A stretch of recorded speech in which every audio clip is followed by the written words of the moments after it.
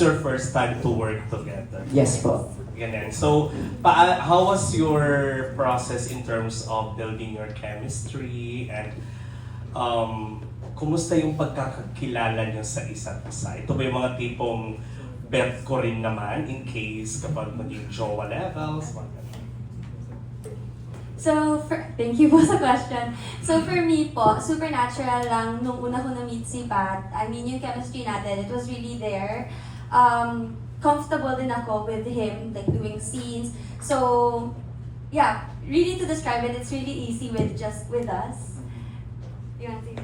Like, katulad na sinabi ko rin kanina na parang, like, nag-click din talaga kami. Like, yung simula na nakita ko siya, like, wala, ano lang talaga, walang problema talaga. Kasi, simula nung nag-workshop kami, noong una nagtatawanan kami. Kasi parang, hindi nagkakapaan talaga kami before, na parang, Nung bago mag-act. Bago mag- Yeah. Nung bago mag- oo. Parang, medyo, nag-a-adjust ba? Nag-a-adjust. Kasi, baka may mga masabi ako na ikaka-off niya, baka may masabi ako na hindi niya ikakatuwa pala, kasi hindi ko pa naman siya fully know talaga, nung first day. Pero nung tumagal-tagal na yung workshop namin, boom na. Wala na. Kami na gano'n, parang biglang I mean like, Ayun na pala. no, parang doon na nag-click. Parang hindi kasi na-inform si Cheska na kayo. Ay, hindi. Pero after working together, what can you say that you like the most to each other? Gusto ko sa kanya yung pagiging siya.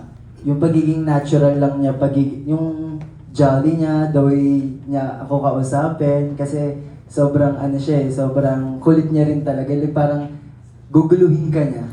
Para dito kakausapin mo ako, parang mag-bonding tayo. Ganun. Siya yung madalas din talaga nag-a-approach sa akin. So, masasabi ko na, tsaka sobrang bait din niya. Ganun. Thank you. For me po, si Patrick, like, grabe na naman siya mag-assist din sa akin. Yun, katulad ng sinabi ko kanina, he makes things easier also. Like, kung paano din sa set. And he also makes me comfortable talaga. Like, madali din talaga siya ka-work. So, Okay, thank you. Congrats. Wait, sorry. Natatawa pa ako kasi sabi ko sa kanya, sumasayaw ka ba? Tara sayaw tayo. Sige, sample chat. And to Nico and Fernas, ayan. Kasi like, we've witnessed a lot of love teams formed in social media na eventually, di rin naman talaga. Eme-eme lang pala, ganyan. So, I mean, sometimes kini-question yung authenticity, parang, especially na parang sa, baka for clout lang to, pampadami ng following, etc. And, like kayo rin naman, may mga circle of friends kayo na nawala, di ba, and all. How do you address that? Yung kini-question yung authenticity ninyo as social media stars, especially playing as a love team. Before kasi magkaroon ng series na to, may Nicolas na kasi. So usually yung, di ba sa Philippines, ginagawa yung series, tapos doon bubuuin yung love team. So for me, I can say na, I mean, kanya-kanya, if gusto nilang maniwala, then we're happy. But if hindi sa kanila patok yung ginagawa, it's still fine, though. Kasi for me, mas nagmamatter yung naniniwala sa amin. And kahit di naman kami, alam din naman namin na yun for us. And sa mga tao nakakaalam. Yun. So for me, from time to time, always naman talaga i-question yung authenticity ng bawat love team. But at the end of the day, as long na kami ni Pearl yung nag-uusap at nagkakaintindihan, then elbow. And then, yun lang, mas pas. Hindi, for me, yun lang nagmamatter for us. Yung kami yung mismong nakakalam kung ano yung totoo, tsaka ano yung hindi. Tapos sila, hayaan na namin sila. Mapag-isip, yun. Paano kayo lang nakakaalam ka, no? Pero kasi di ba, like as audience, that's what we crave for. Na parang Yeah. sana yung nakikita namin kilig totoo, sana Mm. maging sila in real life, ganyan. Actually, yung so, mga- how are you in real life talaga? How are you beyond what we're seeing in the small screen? Ganito din. Kasi yung mga edit nga sa TikToks sa mga social medias, nagugulat na nga lang kami, ginawa ba natin to, boss? Kasi hindi ko nga naalala na may mga ganun pa ng eksena. Tapos, nagugulat na lang kami yung mga edits na parang, ay talaga ba? May ganito palang video. Tapos, nag-viral. Tapos, I mean, na umaabot sa ibang nations pa nga ganun. Kaya natutuwa kami kasi yung mga bagay na hindi namin sinasadya, nakukuha pala yun ng mata ng mga nanonood. Kaya, yun, happy kami na doon na, minsan nga sa edit pa, pustik naman po. So, may mga ganun kami na eksena kasi hindi kami aware na may ganun pala kami, online and off-cam. Tapos kung pag nahagip, di makikita na, pag hindi, well, it's gonna be a mystery. Perlas, how do you guard your heart? Diba? Grabe Sa yung mundo ng showbiz. For sure, diba? Parang like what you said kanina, it's overwhelming. Maybe others will approach you with not good intentions and all. Ikaw, paano mo ginaguard yung puso mo? Siyempre iba ang mundo ng industry talaga. Pero,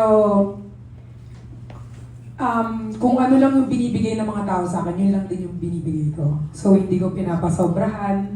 So, para, kung, ang tawag doon, parang, diba? Parang, yan, give and take. Parang kung ano lang yung bigay nila, yun lang. Kasi, kasi at the end of the day, kapag, at the end of the day, kapag masyado ka nagigil, parang pag naubos ka, sino ba lalapitan mo? Parang ganyan. So, yun po, ganun ko ginaguard yung heart ko. Kung ano lang yung binibigay na, yun lang binigay.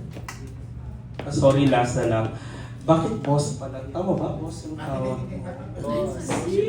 Bakit? Ay, ano to? Siya na may hawak ng finances. Charot lang. Yung boss kasi nagsimula siya sa tinawag ko siyang boss kasi sobrang tagal niyang parang ang tagal mag-reply, parang siya yung hinihintay ng lahat. Yung parang boss Parang niya. very boss Tapos nung talaga. tinatawag ko siya, boss, ganyan. Tapos boss na rin tawag niya. So boss na, tawagan namin, boss. That's cute. Thank you. Ay, congrats to both of you. Handa na ba kayo sa expectations and responsibilities ng isang love team sa mga audience? Alam niyo kung gano'n ka demanding yung mga tao? Actually, parang ready kami ni Cheska kasi in the first place nung nasabi ko rin nung sa last interview namin na parang nung una namin nagkita kami nung workshop that time. So parang nag-click din kami, yung bonding namin parang nag-match din talaga kasi nung time na kinausap ko rin siya, parang yung mga tanong, kasi madaldal akong tao tsaka approachable din talaga ako. So parang nung nag-ask ako ng mga something questions sa kanya, ano naman siya, like parang G rin siya, nagbibigay din siya talaga siya sa akin, nag-fit din siya na kung ano yung mga personal na things niya, yung mga pinagdadaanan niya rin sa buhay. So parang, yeah, ganun. Parang mabilis lang kami naging close. Oo, mabilis kami naging close Walang naging struggles, problems, walang ganun. Kay ano din daw, kay Nico and Perlas din, yung question. Oo. So, okay. Hindi. May glimpse naman na kami and expectations sa kung ano yung love team. Especially yung love team culture dito sa Philippines. And for us, parang yabang naman kung sasabihin kang it wasn't a challenge at all kasi it came out naturally, to be honest, yung Nicolas. So, and we're so happy na na-appreciate ng tao and tumagos siya sa screen. And I hope this time, tatagos pa rin siya sa vertical series. Yan lang. Yan, ganun din. Same lang. Hindi kasi sobrang natural lang. I mean, sa amin ni Nico, dahil mayroon naman na kaming love team, on and off cam, sobrang natural lang namin. Kung ano nakikita nila on cam, same lang din, even off cam. So, yung expectation nila, thank you. Thank you. Yes.